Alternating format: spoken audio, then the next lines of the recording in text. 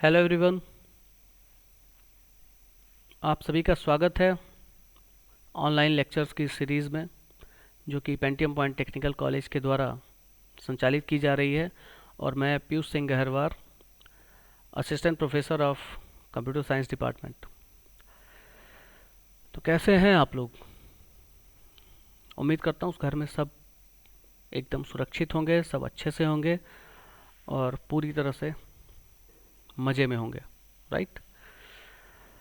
और साथ में ये भी आशा करता हूँ कि सारे लेक्चर्स को भी आप लोग देख रहे होंगे और रेगुलर स्टडी कर रहे होंगे, ठीक है। क्योंकि मैं हर लेक्चर में ये चीज़ आपको बोलता हूँ कि सारे लेक्चर्स को रेगुलर देखिएगा, बीच में मिस मत करिएगा, नहीं तो दिक्कत होगी आपको सिलेबस को समझने में, ठीक है। क्योंकि हर कॉन्सेप्ट एक दूसरे से जुड़ा हुआ है। ये प्रोग्रामिंग सब्जेक्ट है, it is a programming C++, ठीक है। इसमें हर कॉन्सेप्ट एक दूसरे से अटैच होता है। अगर कोई भी कॉन्सेप्ट आपसे मिस होगा तो नेक्स्ट कॉन्सेप्ट को समझने में थोड़ा सा प्रॉब्लम होगी आपको। सो प्रीवियस लेक्चर में आप सभी को ध्यान होगा, हमने एफ स्ट्रीम ऑब्जेक्ट का यूज़ करके आउटपुट स्ट्रीम पर काम किया था, यानी अपने प्रोग्राम के डाटा को एक फाइल में ले जा करके स्टोर किया था। हमने एक स्ट्रक्चर बनाया था एम्प्लॉय नाम का, EMP, है ना। उसमें हमने एम्प्लॉय नंबर, नेम और सैलरी इनपुट करा करके उसको स्टोर किया था। कहाँ पर? एक टेक्स्ट फाइल में।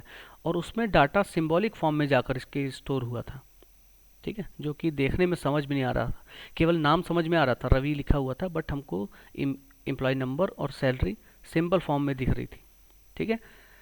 यानी उस फाइल में अगर डायरेक्ट कोई पहुंचता है तो उसको कोई भी डाटा समझ में नहीं आने वाला है। लेकिन यदि उस डाटा को एकदम क्लियर, जैसा हमने इनपुट किया था सेम उसी टाइप से वापस चाहिए, हमें एक्सेस करना है, तो उसके लिए फिर हम प्रोग्रामिंग के थ्रू ये काम कर सकते हैं, ठीक है। कैसे करेंगे? उसी एफ स्ट्रीम ऑब्जेक्ट का यूज़ करेंगे हम, लेकिन इस बार इनपुट स्ट्रीम मोड के लिए करेंगे, यानी इनपुट मोड के लिए, ठीक है। इस बार हम इनपुट स्ट्रीम यानी इसमें डाटा को हम रीड करके अपने प्रोग्राम में ले आएंगे, ठीक है। तो आइए देखते हैं किस तरह से इसको हम अपने प्रोग्राम में इम्प्लीमेंट करने वाले हैं। एट फर्स्ट दोनों हेडर फाइल्स को ऐड करेंगे।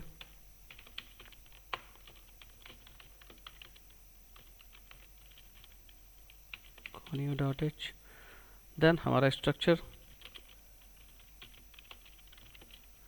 एम्प्लॉय नंबर, नेम रखने के लिए कैरेक्टर n ले लिया हमने, देन लॉन्ग वेरिएबल ले लिया हमने सैलरी। ये हमारा स्ट्रक्चर हो गया। देन वाइड मेन फंक्शन बनाया,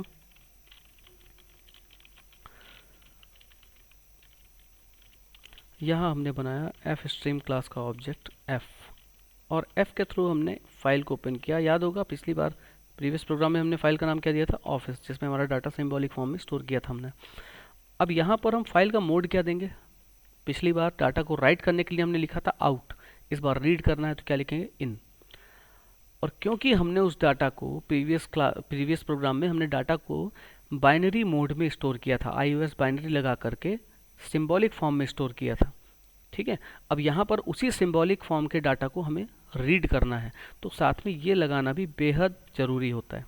जब भी आप किसी भी बाइनरी मोड के डाटा को रीड करते हैं, तो यानी सिंबॉलिक फॉर्म के डाटा को, तो iOS इसको बाइनरी लगाना ज़रूरी होता है।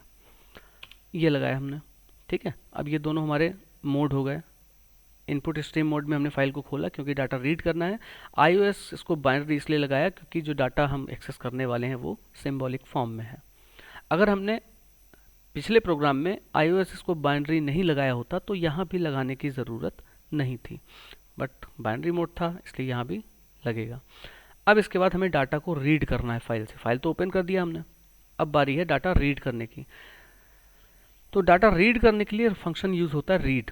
जैसे प्रीवियस प्रोग्राम में हमने क्या किया था? राइट फंक्शन यूज़ करके फिर डाटा को राइट किया था अपने प्रोग्राम से फाइल में, ऑफिस फाइल में।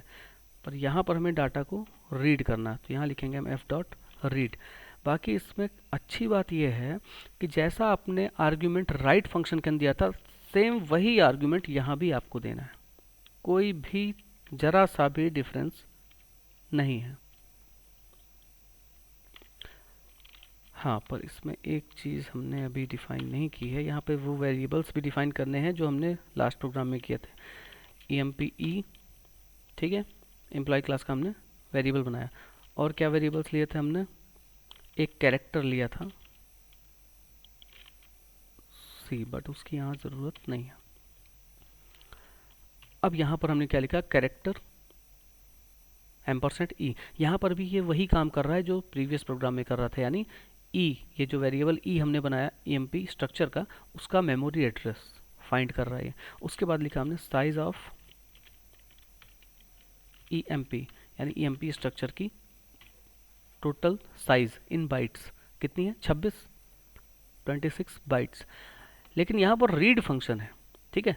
देखिए काम ये दोनों आर्ग्यूमेंट वही कर रहे हैं जो पिछले प्रोग्राम में कर रहे थे, ठीक है। लेकिन पिछले प्रोग्राम में ये दोनों आर्ग्यूमेंट डाटा को राइट करने के लिए काम कर रहे थे, इस बार ये डाटा को रीड करके कुछ दूसरा काम करने वाले हैं। क्या काम करते हैं देखिए, यहाँ पर क्या लिखा हमने, एफ डॉट रीड, ठीक है। एफ डॉट रीड फंक्शन से क्या काम होगा, ये जो कंपाइलर है ये उस फाइल में जाएगा जिस फाइल को हमने ओपन किया, यानी ऑफिस फाइल।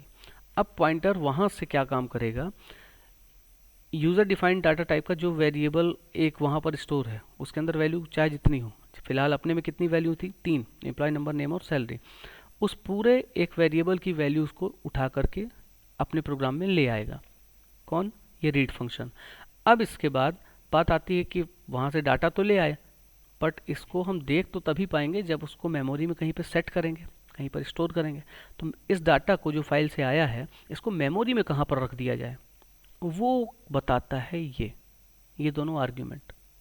कैसे बताते हैं, यहाँ पर हमने क्या लिखा है, कैरेक्टर स्टार देन एम्परसेंट ई, मतलब ये क्या बता रहा है हमें, ई वेरिएबल का मेमोरी एड्रेस उस लोकेशन पे पहुँचाएगा हमको, ये जहाँ पर डाटा को स्टोर करना है। तो उस लोकेशन पे इस पैरामीटर ने हमें पहुँचा दिया, ठीक है। पर इस लोकेशन में कितना डाटा रखना है, 1 byte, 2 byte, 3 byte, 10 byte, 15 byte, कितना डाटा इस एड्रेस पर, इस मेमोरी एड्रेस पर, मेमोरी की इस जगह पर रखा जाए, वो बताएगा हमें। ये क्या लिखा हुआ, साइज ऑफ ईएमपी, ईएमपी की साइज कितनी थी, 26।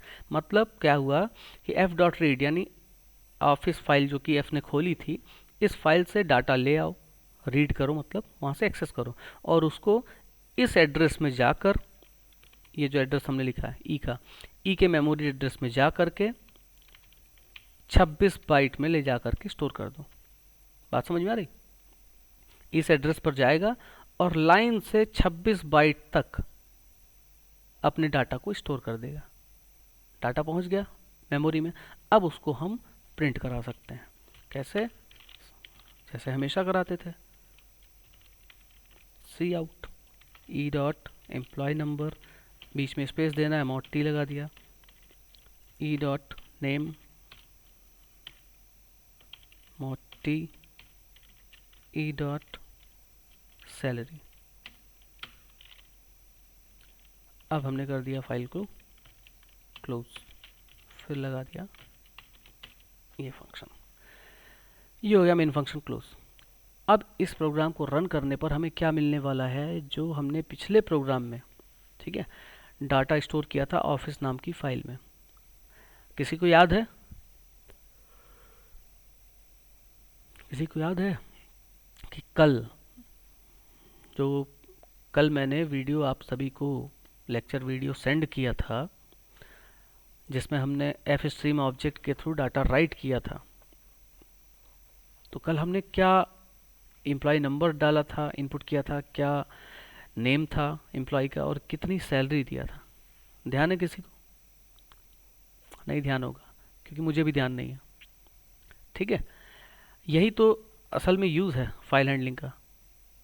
बनाने वाले को भूल जाता है कि उसने क्या डाटा दिया था 1 दिन पहले, 2 दिन पहले, 4 दिन पहले, बट क्योंकि उस डाटा को हमने फाइल में स्टोर करके रखा है तो हम वापस देख सकते हैं उस डाटा को। चलिए रन करके देखते हैं इस प्रोग्राम को। फ़िलहाल इसमें 4 एरर्स आ रही हैं, क्यों, क्योंकि यहाँ पर इंक्लूड की spelling miss, single error. Okay, यहाँ पर iOS डॉट इन नहीं, क्या लगना चाहिए, स्कोप, ठीक है। पिछली बार भी स्कोप आउट लिखा था हमने। This is the output. अब ध्यान से देखिए, क्या यही डाटा था कल का। जिन्होंने कल वाला वीडियो देखा था पूरा, उनको ध्यान होगा कि हमने यही इनपुट किया था। 4502 एम्प्लॉय नंबर था, रवि एम्प्लॉय नेम था और 16,000 हमने क्या दिया था, सैलरी। ठीक है, तो देखिए वहाँ पर जो डाटा स्टोर था वो सिंबॉलिक फॉर्म में स्टोर था, बट यहाँ पर क्या सिंबॉलिक आ रहा है, नहीं, यहाँ पर एकदम सही सलामत डाटा मिल रहा है हमें, मिल रहा है। मैंने पिछले प्रोग्राम में दिखाया था आपको, ऑफिस फाइल खोल करके डाटा हमने जो इनपुट किया क्या उसी तरह स्टोर हुआ था, या वहाँ सिंबल यानी मशीन कोड में स्टोर हो गया था। देखिए ऑफिस फाइल है, ओपन, देखिए डाटा यहाँ पर किस तरह स्टोर हुआ था, जादू है ना। यहाँ पर डाटा सिंबल फॉर्म में स्टोर हो रहा है, ठीक है, जबकि हमें कैसा दिख रहा है वहाँ,